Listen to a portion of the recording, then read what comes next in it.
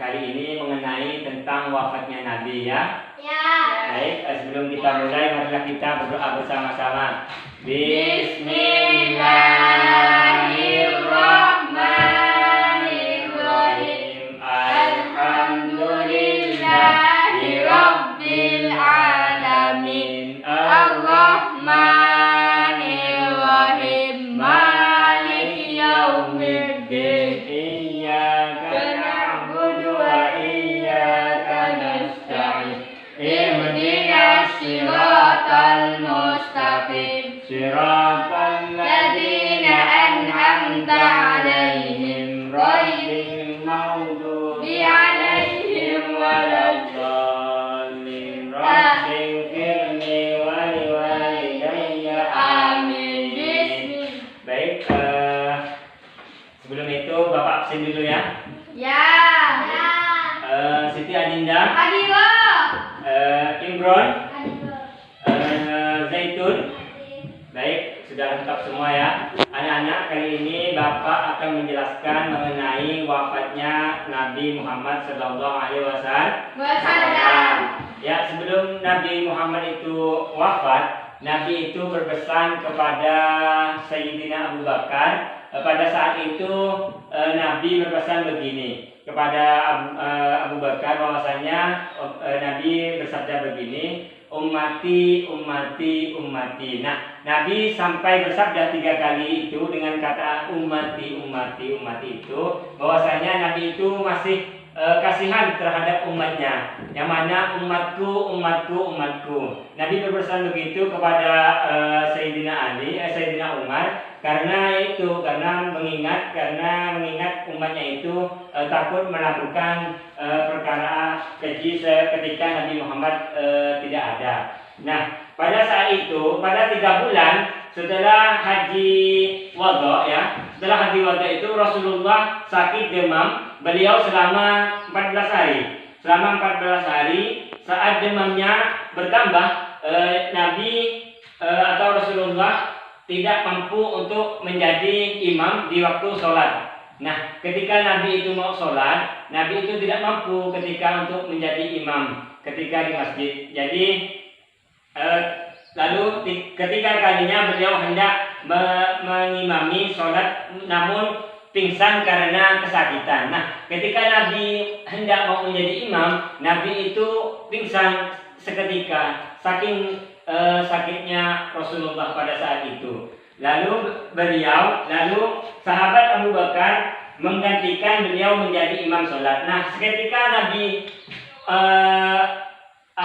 sakit langsung jatuh ketika saat itu, maka sahabat Nabi yang bernama Abu Bakar itu langsung menggantikan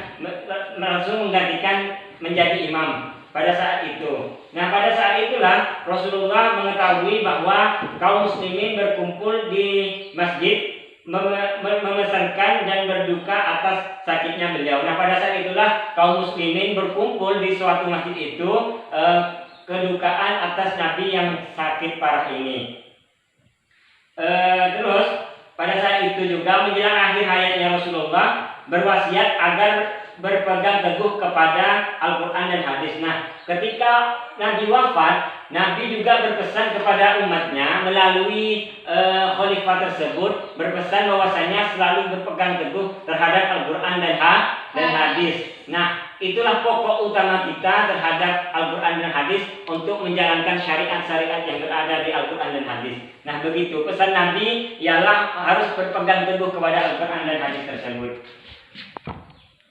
Lanjut, dan juga pada saat itu juga Nabi berpesan, dan juga pada saat itu juga tidak akan pernah mati Abu Bakar membaca firman Allah, yang mana firmannya itu, wa ma Muhammadun illa rasul qad khalat min qablika rasul apa inna mata au kutila anfumihim qalabtum ala aqdikum wa man yanqalib ala aqibaihi falan yudurruhu syai'a wa sayujzihillahu syai'a. Yang mana artinya ini, dan Muhammad hanyalah seorang rasul, sebelumnya telah telah berlalu beberapa rasul, apakah jika dia wafat atau dibunuh, kamu berbalik ke belakang atau murtad? Barang siapa berbalik ke belakang atau murtad, maka ia tidak akan merugikan Allah sedikitpun.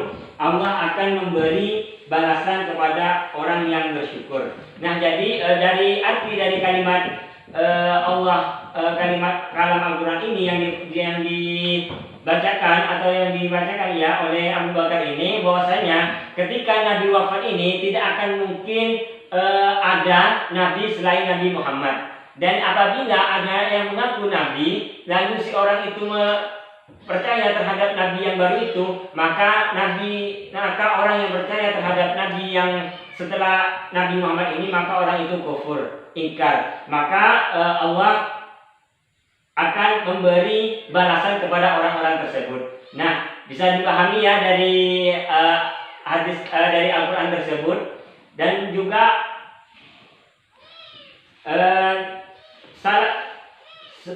pada hari Senin juga, ketika kaum muslimin sedang melaksanakan sholat subuh, sementara sahabat Abu Bakar sedang mengimami Nabi, tidak menemukan mereka, tetapi hanya menyingkap tabir kamar Aisyah dan memperhatikan mereka yang berada di saf-saf sholat. Nah, Nabi ini wafatnya di kamar Aisyah.